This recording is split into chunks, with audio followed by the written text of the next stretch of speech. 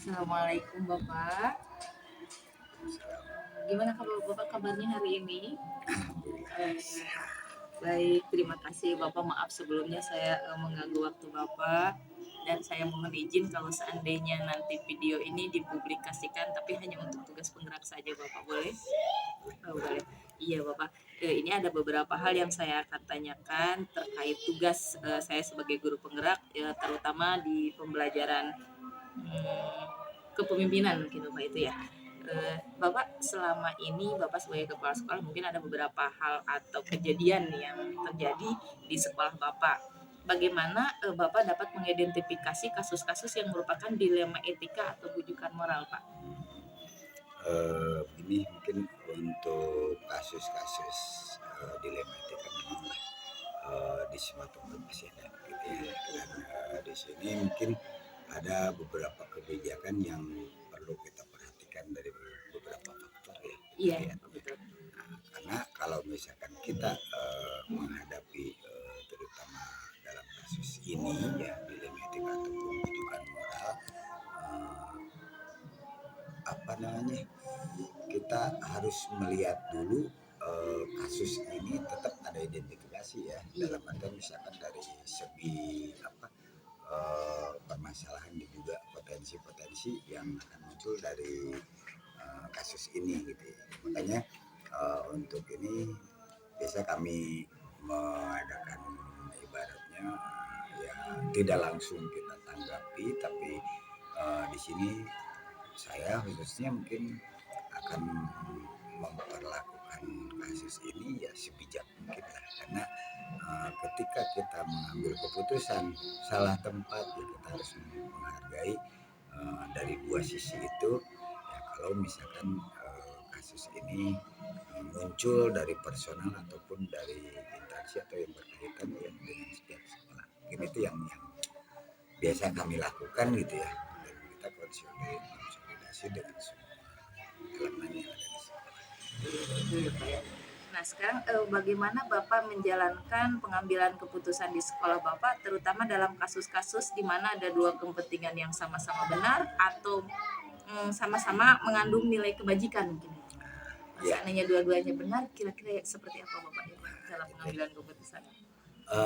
Mungkin ya tadi dilihat dulu dari permasalahan dan potensi yang muncul itu dari apakah personal ataupun dari lembaga gitu ya. Ketika dari personal kita tahu personal itu siapa dengan dari siapa Oh, gitu ya. betul betul Bapak. Kalau dari instansi yang bagaimana dulu, nah gitu ya.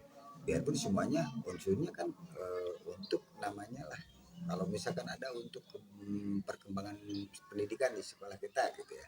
Nah, dari mana dulu gitu ya, sumber-sumber yang ininya sama-sama baik ya. Cuma di situ yang mungkin kita juga mempertimbangkan sumbernya dulu. Lebih ke prioritas mungkin Bapak ya Skala gitu. prioritas, karena Iya, ya kita tahulah di antara yang baik itu ada yang terbaik ya, gitu betul. ya. Ada yang di antara yang terbaik ada yang sempurna.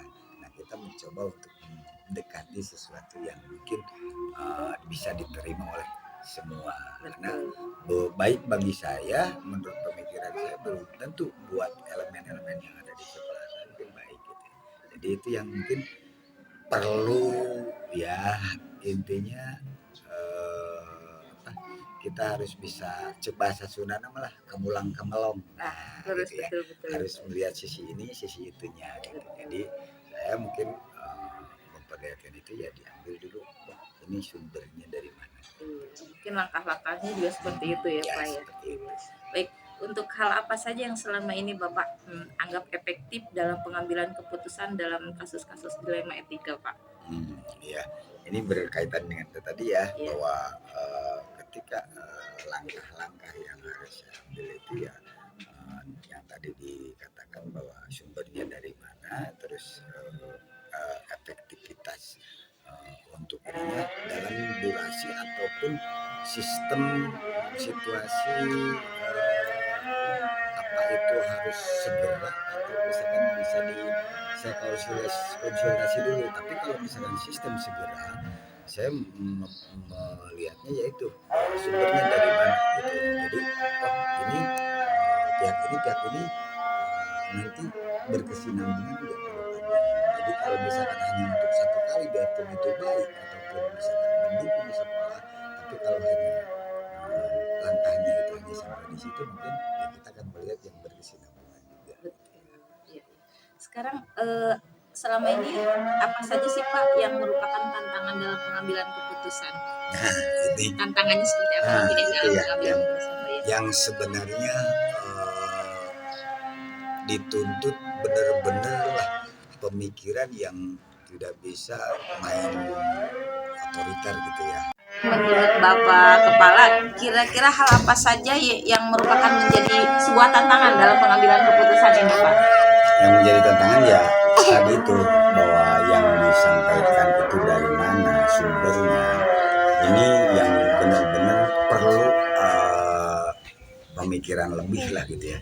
Ketika kita misalkan menyampaikannya itu cara membuat kita apa namanya apa disebutnya itu merespon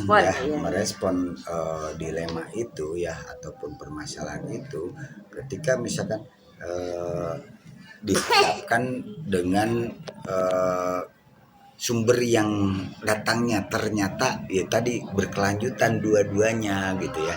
Kalau seperti itu yang jadi tantangan buat kami adalah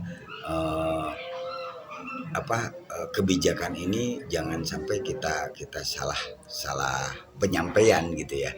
Nah, disinilah mungkin kami dituntut, khususnya kalau di kelompok ya ada KKS gitu ya. Ya permasalahan ini juga kadang-kadang didiskusikan oleh kami gitu di ini. Jadi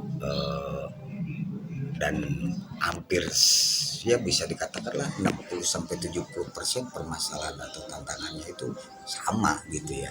Jadi ketika menghadapi sebuah problema di sekolah itu kita saling curhat akhirnya kalau kita ketemu gitu ya. Iya, betul. Ada komunikasi mungkin ya Pak ya, ada kolaborasi ya, betul. Gitu.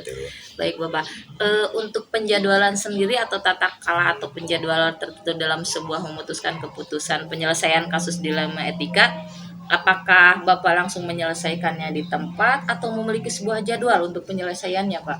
Nah ini dilihat juga yang tadi saya katakan urgent atau gimana gitu ya, skala prioritasnya. Kalau misalkan ini harus saya memutuskan segera, ya dengan segala berat ataupun tantangan yang tadi itu saya harus memutuskan karena dikejar deadline lah gitu ya, pelaporan lah atau bagaimana gitu ya.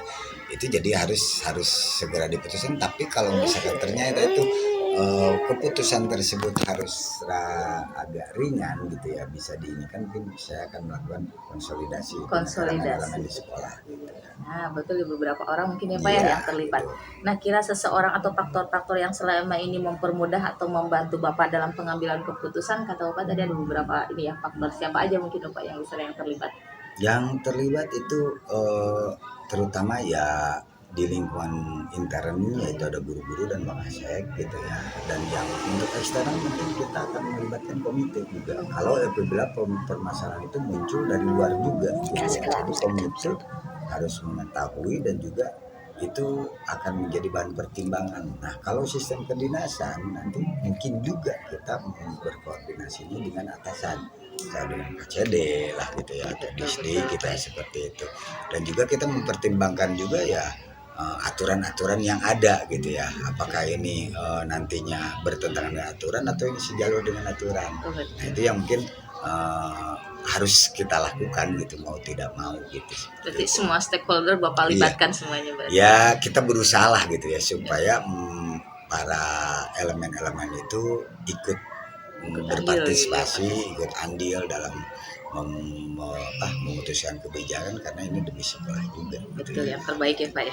Baik Bapak, satu lagi, dari semua hal yang telah disampaikan tadi ya Pak ya, pembelajaran apa yang dapat Bapak petik mungkin dalam pengalaman ini dalam pengambilan keputusan dilema etika Pak?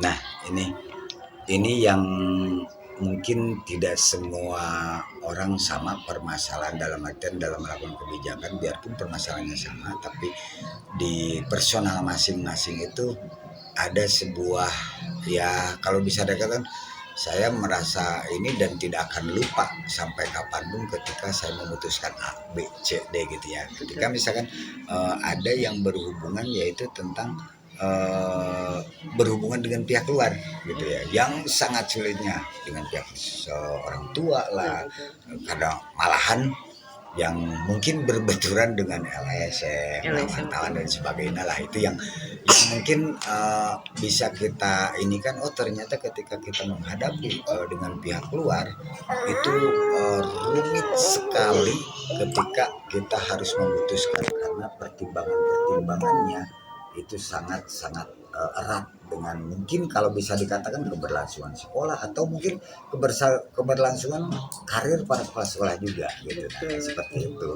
Baik Bapak, untuk satu lagi pertanyaannya, dari semua hal yang telah disampaikan tadi pemaparannya, pembelajaran apa yang dapat Bapak petik dari pengalaman dalam pengambilan keputusan dilema etika ini Pak?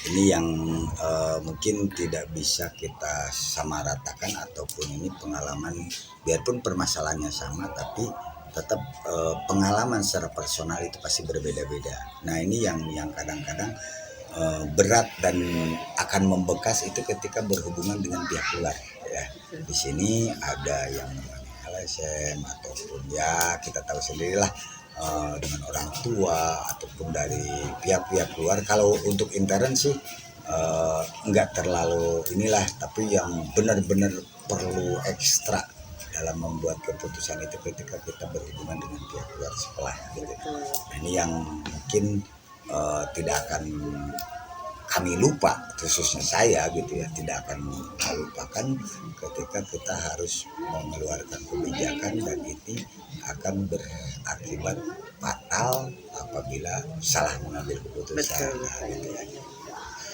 Ya baik Bapak, Alhamdulillah terima kasih atas waktunya. Banyak manfaat yang saya dapatkan pada interview kali ini. Mudah-mudahan Bapak sehat selalu. Amin, amin, amin. Sekali lagi terima kasih. Assalamualaikum warahmatullahi wabarakatuh. Oke, terakhir mungkin saya ingin berikan ya stimulus ya. Iya betul. Para CGP. Siap. Mungkin ya. Jadi jangan nanti hanya sampai di pendidikan saja, mungkin di sekolah juga ditularkan.